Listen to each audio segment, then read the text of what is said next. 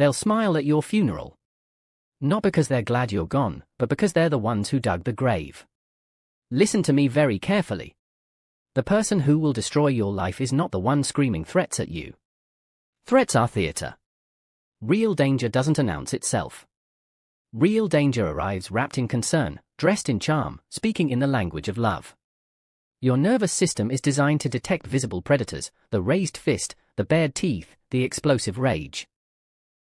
When you see those things, your body knows what to do. Adrenaline floods your veins. Your pupils dilate. You enter survival mode. The threat is external, obvious, and therefore survivable. But the people who will actually annihilate you are the ones who'll empty your bank account, shred your sanity, and leave you staring at your bedroom ceiling at 4 a.m. asking yourself where your soul went. They don't telegraph their moves. They don't need to. Because you've already invited them in. You've given them the keys. You've shown them where you keep the most valuable parts of yourself. Niccolò Machiavelli, the godfather of political warfare, understood something most people spend their entire lives refusing to accept. The promise given was a necessity of the past, the word broken is a necessity of the present. Translation? People will say whatever you need to hear to get what they want. And when you're no longer useful, the mask comes off. But here's what Machiavelli didn't tell you, what he couldn't tell you because it would have gotten him executed. The mask doesn't come off all at once. It peels slowly, in fragments, in moments you'll convince yourself you imagined. And by the time you realize what you're looking at, you're already trapped.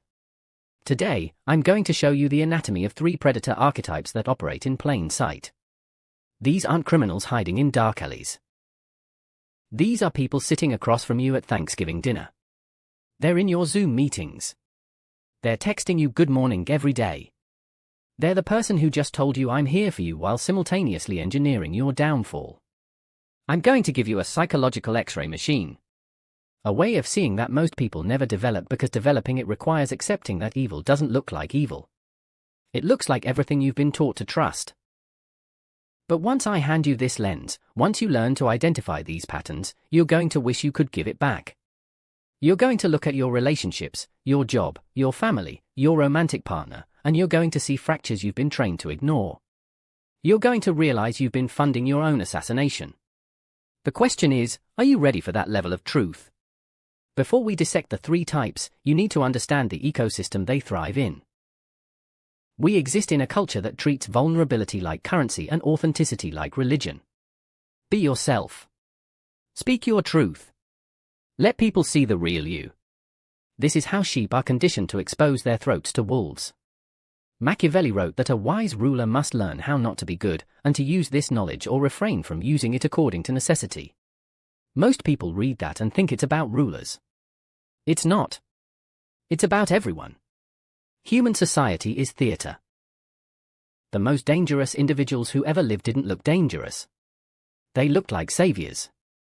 Dr. Robert Hare, who spent his career studying psychopaths, coined the term mask of sanity. It's camouflage so effective it doesn't just fool you, it fools your instincts. Your gut knows something's wrong. But your rational mind overrides it. I'm being paranoid. They've been so nice to me. Everyone else seems to like them. Here's the painful truth. You miss the red flags because seeing them would require admitting 2 things that threaten your entire worldview. 1. You've been fooled. 2. The world is a colder place than you were promised. So you rationalize. She's just passionate. He's been under a lot of stress. They had a difficult childhood. You're not being compassionate. You're narrating your own execution. The 3 types I'm about to show you feed on your rationalizations. They need you to give them the benefit of the doubt. They need you to believe they're fixable, redeemable, misunderstood. Let's strip away that protection. Let's see what you're really dealing with. The first archetype hides behind the most impenetrable armor known to man, good intentions. I call them the concerned assassin. They're the middle manager who's just worried about team morale. The family member who's only trying to help. The friend who hates to be the bearer of bad news. In Machiavelli's terms, these are foxes disguised as guard dogs. They position themselves as your protector while they're the primary threat. Their signature weapon is something Dr. George Simon calls covert aggression, the art of destroying you while maintaining complete plausible deniability. Here's how they operate. They never confront you directly. That creates witnesses, leaves evidence, makes them look bad. Instead, they use what I call weaponized empathy. Let me paint you a scenario. You're being considered for a promotion at work. You've earned it. Everyone knows it. The concerned assassin doesn't walk into your boss's office and say, "Don't promote them, they're incompetent." That would expose their jealousy. Instead, they close the door, sit down with a concerned expression, and deliver this masterpiece. "Listen, I really want to see your name succeed. I'm rooting for them more than anyone. But I'm genuinely worried. You saw what happened during the last busy season. They completely fell apart. I don't want to see them set up for failure again. What if they can't handle it? What if the pressure breaks them? I'm just thinking about what's best for them and the team. Do you see the surgical precision? On the surface, I'm rooting for them. I'm worried about them. The subtext, they're unstable. They are fragile. They failed before. They've planted a seed of doubt about your mental fortitude. They've reframed your competence as a house of cards. And here's the truly diabolical part: if the boss decides not to promote you, the concerned assassin can approach you afterward with genuine sympathy in their eyes and say, "I fought for you in there. I'm so sorry they didn't see your value." They'll believe it. This is crucial to understand. They often believe their own performance. The concerned assassin's primary tactic is called triangulation. They never have beef with you personally. Everyone else does. "I don't mind that you're late, but people are starting to notice. I think you're brilliant, but the client mentioned you seemed unprepared. I love you exactly as you are, but Mom keeps asking me if you're okay." They're creating a phantom army. They're turning you against people who might not even be talking about you. They're isolating you socially. And in your isolation, who becomes your only ally? Your only confidant? The messenger. The assassin. The tell. How to spot them before the blade goes in: watch their face when they deliver bad news about you. A normal person delivering painful information feels uncomfortable. Their eyes drop. Their body language tightens. They want to get it over with. The concerned assassin lingers. Watch their mouth. There's a micro-expression called duping delight, a suppressed smile that flashes across their face when they tell you about your failure, about the gossip, about how concerned others are. It lasts maybe a third of a second. But it's there. Why do they smile? Because they feed on your emotional reaction. They want to see you break down so they can comfort you. When they're comforting you, they're above you. It's a power architecture. They don't want to destroy you completely. They want to clip your wings just enough that you can never fly away from them. They need you broken but functional.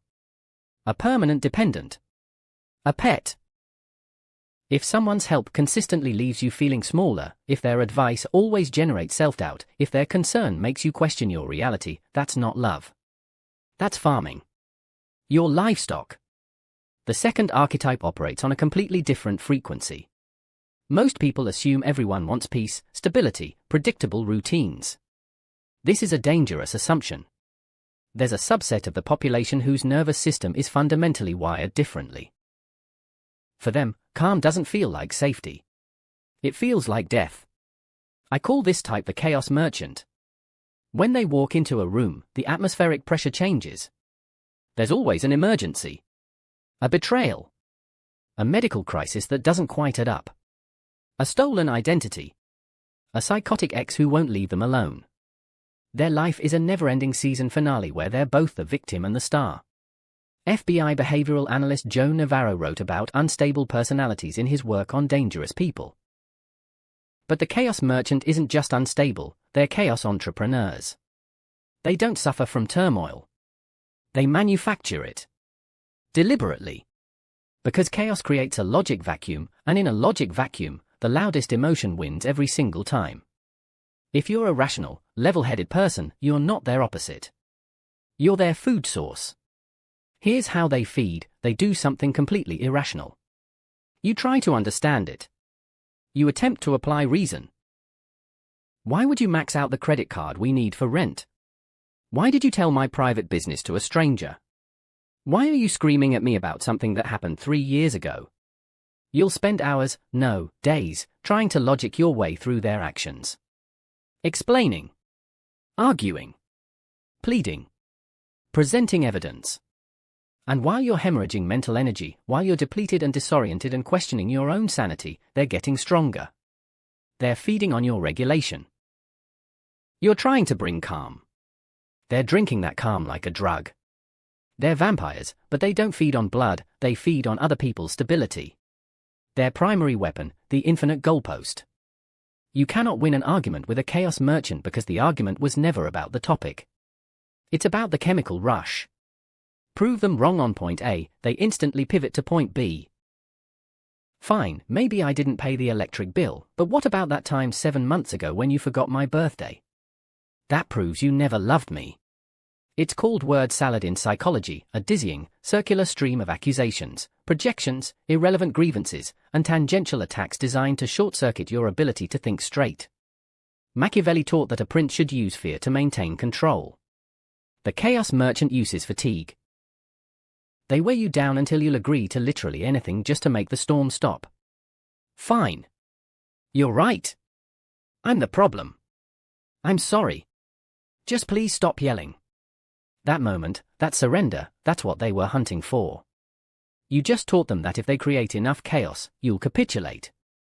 You've handed them the blueprint for controlling you forever. The tell, how to spot them, apply the peace test. Watch how they react when life gets calm. Healthy people relax when stress decreases. The chaos merchant becomes anxious. Fidgety. Within 48 hours of peace, they'll manufacture a new crisis. Also, track the energy exchange. After an explosive fight, you're emotionally bankrupt.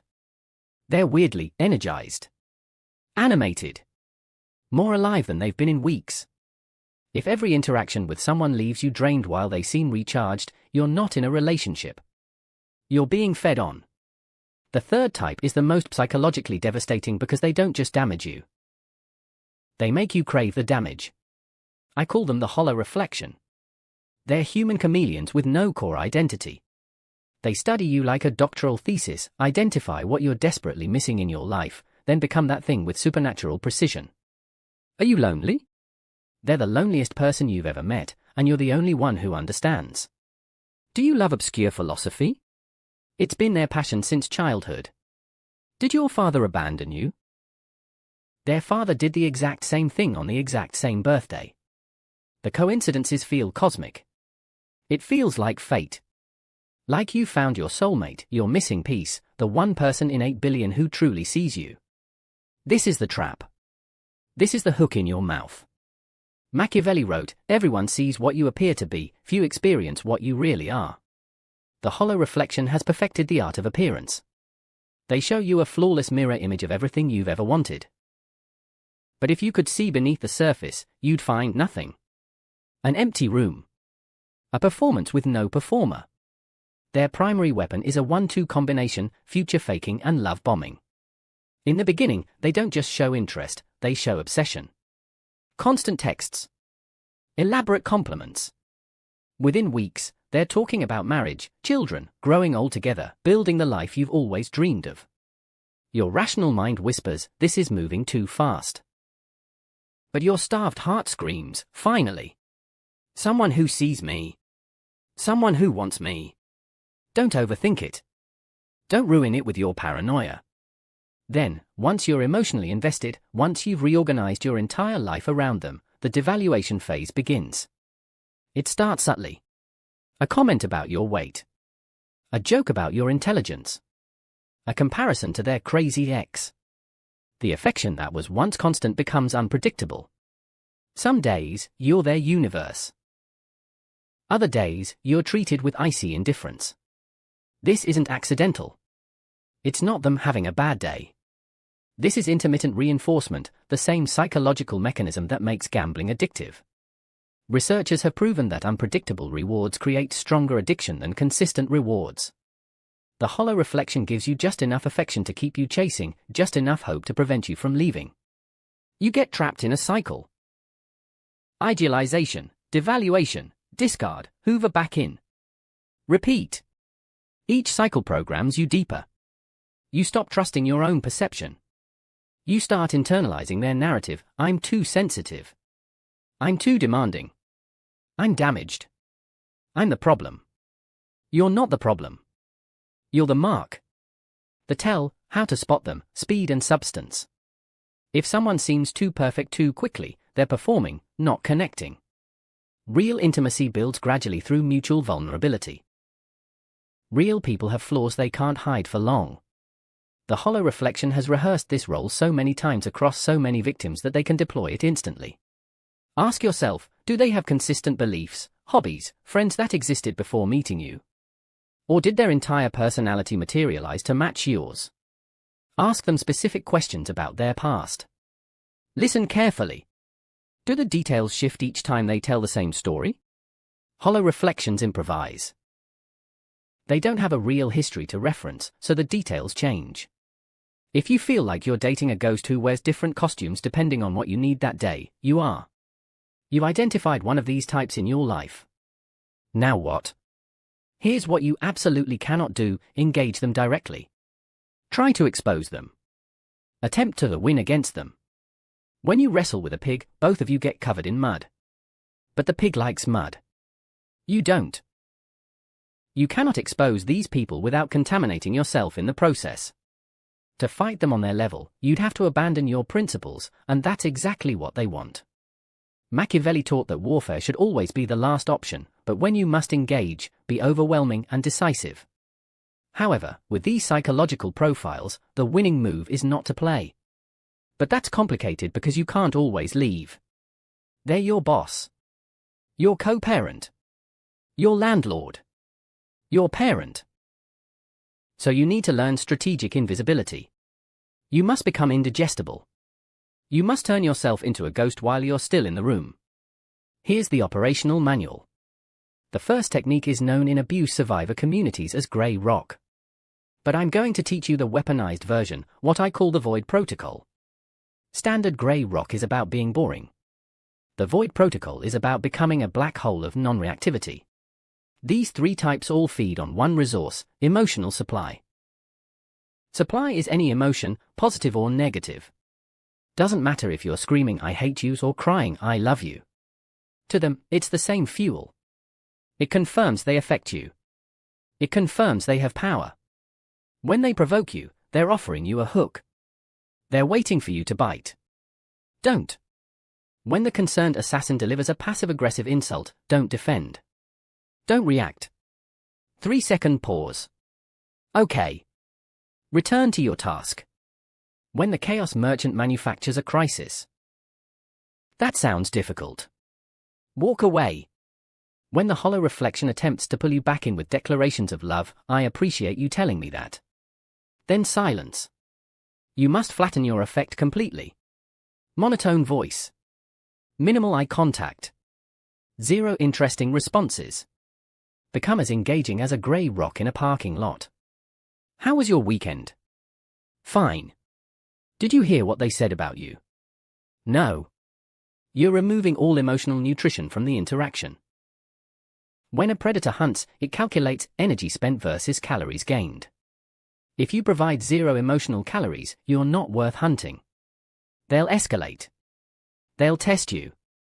They'll try desperately to crack your shell and get a reaction. Your job is to hold the line until they get bored. And a bored predator moves on to easier prey. The second strategy: information is ammunition. Every dream you share, every insecurity you confess, every detail about your past becomes a weapon they'll store in their arsenal to deploy against you when it's most damaging. The concerned assassin uses your insecurities to undermine you. The chaos merchant uses your triggers to destabilize you. The hollow reflection uses your desires to manipulate you. From this moment forward, you are a classified document. You are a vault. You are a closed system. Machiavelli wrote, "Everyone sees what you appear to be, few experience what you really are." Stop oversharing. Stop treating every conversation like confession. If you're dealing with these types, they should not know. Your next career move. Your financial status. Your relationship problems. your biggest fears, your childhood wounds, your medical history, your future plans. When you speak, speak in strategic vagueness. Military intelligence calls this fog of war. Be ambiguous. Be unrevealing. What are your plans? I'm keeping my options open. Are you upset with me? Just been focused on work lately. You're denying them the data they need to build a psychological simulation of you. If they cannot predict you, they cannot control you. Power rests entirely on anticipating the opponent's next move. Become unpredictable by becoming unreadable. Sometimes grey rock isn't enough. Sometimes the threat is physical, financial, or so psychologically corrosive you must leave.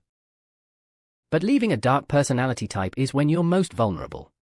Psychologists call this phenomenon the extinction burst. When a child realizes tantrums don't work anymore, they don't stop immediately. They escalate. They scream louder. When you try to leave someone who's been controlling you, they will detonate every weapon in their arsenal. They'll threaten suicide. They'll destroy your possessions. They'll launch preemptive smear campaigns to poison your social circle before you can tell your story. While show up at your workplace. They'll contact your family. They'll become the most dangerous version of themselves because they're losing control. Machiavelli advised, if an injury has to be done to a man, it should be so severe that his vengeance need not be feared. In our context, this means total severance. Scorched earth. Complete annihilation of all connection points. You cannot stay friends. You cannot leave the door open. You cannot have one last conversation for closure. Closure is a myth sold to people who don't understand predators. They will use that conversation to hook you back in. Block the number. Block the email. Block the social media. Block the mutual friends who'll act as information couriers. You must disappear from their reality as if you died. This will feel cruel. You're an empathetic person. You'll feel tremendous guilt. Maybe I'm overreacting. Maybe they can change. Am I being too harsh? Listen to me. The guilt you feel is a programmed response. They installed that guilt deliberately over months or years. It's part of the control system. Cutting off a gangrenous limb isn't cruelty, it's surgery. If you hesitate, if you look back like Lot's wife, you turn to salt. Burn the bridge. Stand there and watch every plank turn to ash. Then turn around and walk toward the sunrise. Don't look back. Not once. Now comes the part that stings. The part that's going to make some of you angry at me. Why do these people exist? And more importantly, why did you let them in? We attract these types not because we're too nice or too trusting. We attract them because we have a void they can detect. The hollow reflection can only reflect what's standing in front of it. If they showed you a savior, it's because part of you was desperate to be saved. If the chaos merchant hooked you with drama, it's because some part of you was bored with your own peace. These predators aren't just enemies. In a dark, twisted, painful way, they are teachers. They're heat-seeking missiles that find the cracks in your self-worth. They show you exactly where you're broken. They show you exactly where your boundaries are non-existent. If you survive them, you become someone new. You become awake. You realize that trust isn't a gift you hand to strangers, it's a privilege earned through consistent behavior over time. You realize that empathy without boundaries is suicide. You stop looking for external validation. You stop searching for someone to complete you. You become your own protector. Your own validator. Your own authority. The world isn't a playground or a sanctuary. It's an ecosystem of competing interests. Most people are decent. But the predators, the small percentage who aren't, they're the ones who will define the trajectory of your life if you let them. The Japanese have an art form called kintsugi, repairing broken pottery with gold. The fracture isn't hidden or denied. It's emphasized. Highlighted. The bowl becomes more valuable, more beautiful because it's been shattered and reconstructed. You've been broken. Now fill those cracks with gold. Learn the lesson they taught you. Then close the door, lock it, and never give them access again. But here's the thought I need you to carry with you tonight. The thought that should keep you awake. We've spent 20 minutes analyzing them, the predators, the parasites, the monsters. It feels good to point the finger outward. It feels safe to be the victim, the survivor, the person who was wronged. But Machiavelli warns us that the capacity for manipulation, for control, for cruelty, it's universal. It exists in everyone. The difference is just circumstance, pressure, and opportunity. In the right circumstances, with the right justification, under enough pressure, which one of these archetypes are you capable of becoming? Have you ever hidden criticism behind concern? That's the concerned assassin. Have you ever created drama because you couldn't tolerate boredom? That's the chaos merchant. Have you ever changed who you are to get what you want from someone? That's the hollow reflection. The line between victim and villain is not a chasm. It's a chalk mark on a sidewalk that rain can wash away. And the most dangerous lie you'll ever believe is the one you tell yourself when you look in the mirror and say, I could never be like them. If this video opened your eyes, if it made you uncomfortable, if it made you recognize someone, or recognize yourself, understand this, what I've shown you today is only what I'm permitted to share publicly. There are videos I cannot upload for the general public. There are techniques of psychological warfare I cannot discuss on YouTube without being censored, shadow banned, or demonetized. The algorithm suppresses the most dangerous information. The information that actually changes the power dynamic. That knowledge exists behind the join button. If you're still here, if you've watched this far, you're different from most people. You're willing to look at uncomfortable truths. You're willing to question your own assumptions. Subscribe to Mindsplicit if you haven't already. But if you want access to what's hidden, the uncensored deep dives into manipulation, the Machiavellian strategies they don't want you to know, the psychological weapons used by intelligence agencies, click the join button. Access the architect level.